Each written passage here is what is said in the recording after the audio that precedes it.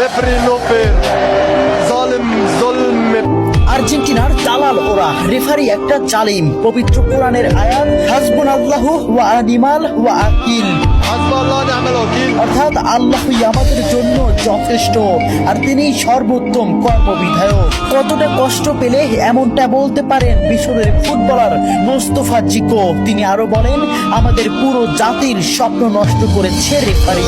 আর্জেন্টিনার দালাল ওরা, রেফারি একটা দেশের পুরো পরিশ্রমকে এক নিমিষেই নষ্ট করে দিলেন। ম্যাচের শুরু থেকেই তিনি আমাদের বিরুদ্ধে কাজ করেছেন। চোখের জলকে সঙ্গী করে আটালান্টার সবুজ ঘাসে পড়ে থাকেন মিশরের স্বপ্নবাজরা। 3-2 গোলে শেষ তাদের বিশ্বকাপের যাত্রা। ম্যাচে ফ্রাঁসোয়া ল্যাটিক্সিয়া রেফারি হিসেবে দায়িত্ব পালন করেন। মিশরের একটি গোল বাতিলের পাশাপাশি ম্যাচের শেষ মুহূর্তে মোহাম্মদ সালার একটি ট্যাকেলও এড়িয়ে যান তিনি। দেখার প্রয়োজনও করেননি VAR। জানিয়ে রীতিমতো তুলপাড় ফুটবল বিশ্ব।